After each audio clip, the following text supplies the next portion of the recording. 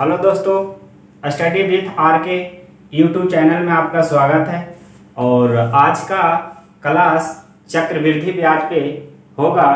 और चक्रवृद्धि ब्याज जो जानना बेहद जरूरी होता है।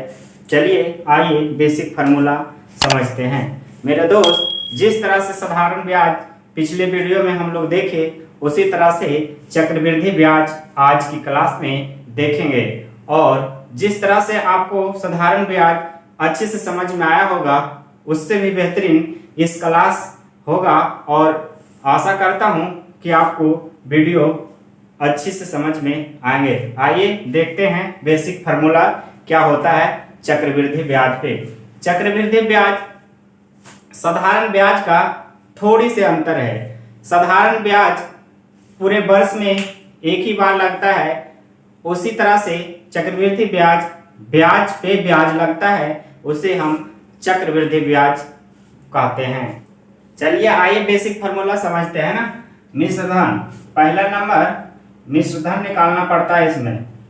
तो मिश्र धन बराबर होता है मूलधन गुने 100 प्लस r बटे 100 गुना 100 प्लस r बटे 100। इसी तरह से आगे बढ़ते जाएंगे। यानी एक वर्ष का होगा तो सिर्फ एक बार, 2 वर्ष होगा तो 2 बार करना पड़ेगा, 3 वर्ष के लिए 3, 4 वर्ष के लिए 4। जितना वर्ष बोला जाए जितना गुना करते जाएंगे, है ना। ये हो गया मिश्र धन का फार्मूला। दूसरा नंबर चक्र वृद्धि ब्याज, है ना। तो चक्र वृद्धि ब्याज बराबर क्या हो जाएगा? मिश्र धन में घटा देंगे क्या? मूलधन, तो निकल जाएगा हमारा चक्रवृद्धि ब्याज, है ना। इसका एक और तीसरी फार्मूला समझते हैं। तीसरी फार्मूला ये होता है, नोट में करके लिखना है इसे, है ना। केवल 2 वर्ष के लिए, केवल 2 वर्ष के लिए है क्या? जैसे कि साधारण ब्याज चक्रवृद्धि ब्याज का अंतर दिया रहेगा और समय 2 वर्ष रहेगा, उस पे निकालने के लिए बोला जाएगा कि दोनों को साधारण ब्याज और चक्रवृद्धि ब्याज का अंतर आप निकालें। तो उसके लिए एक फार्मूला होता है CI माइनस SI, यानी कंपाउंड इंटरेस्ट और सिंपल इंटरेस्ट दोनों को माइनस करना अंतर है। और ये हो जाएगा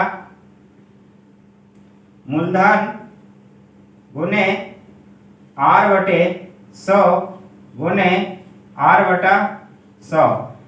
2 साल के लिए, इसलिए 2 बार गुना करेंगे, है ना। आप पहला वाला और तीसरा वाला में कंफ्यूज मत होना, कारण कि उसमें 100 प्लस r बटे 100 है, जबकि साधारण ब्याज और चक्रवृद्धि ब्याज का अंतर जो है r बटे 100 है, सिर्फ 2 साल के लिए।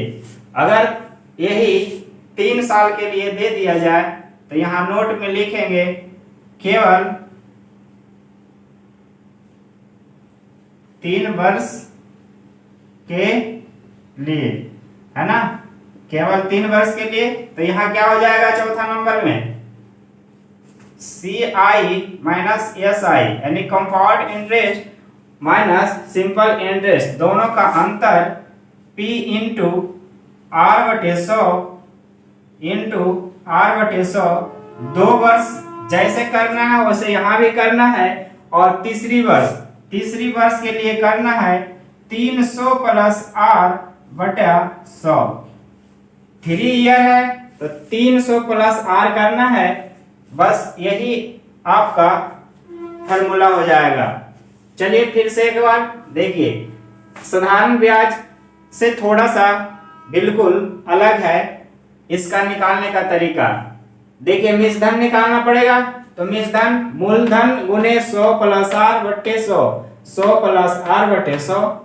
अगर 2 वर्ष के लिए तो 2 बार गुना, 3 वर्ष के लिए 3 बार गुना, 4 वर्ष के लिए 4 बार गुना, यानी कह सकते हैं यहाँ तक, यानी कि जहां तक जितने वर्ष के पूछा जाएगा उतने वर्ष।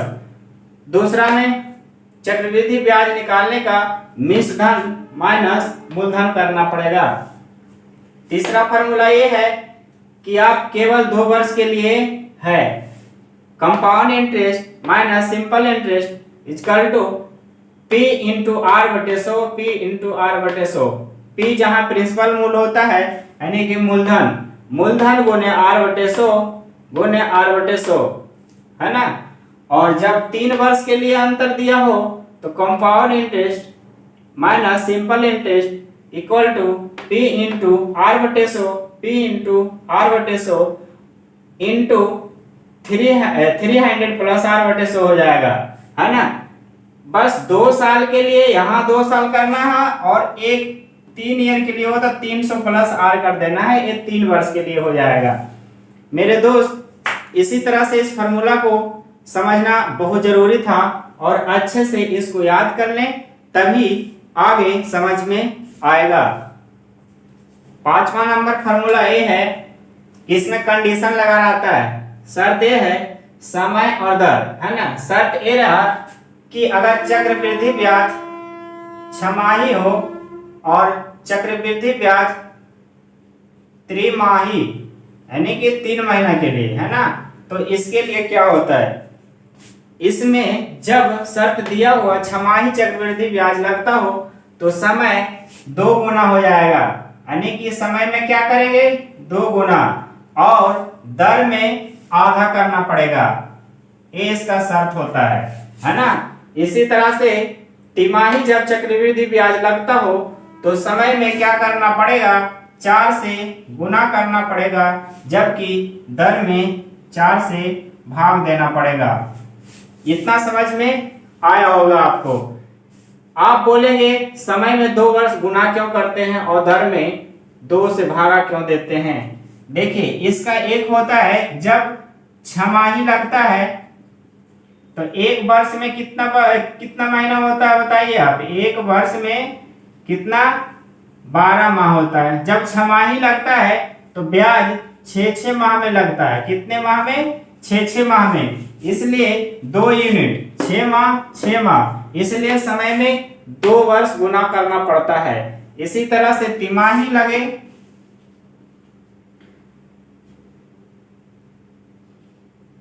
तिमाही हो तो 12 महीना होता है 1 साल में। अब इससे 3 महीना पर ब्याज लगता है। कितने महीना पे, 3 महीना पे। तो आप खुद बताइए, 1 unit, 2 unit, 3 unit, 4 unit, 4 unit हुआ कि नहीं। तो 4 से गुना करना पड़ता है। जैसे ही 4 से गुना करते हैं तो दर 4 से भागा दे देंगे, और समय में 2 गुना करते हैं तो दर में 2 से भागा दे देंगे, है ना। यहाँ तक आशा करता हूं कि आपको समझ में आ गया होगा, और इस वीडियो को अच्छे से देखें। अगर एक बार नहीं समझ में आता है तो दोबारा वीडियो को देख लें, तो आपको अच्छे से समझ में आ जाएंगे।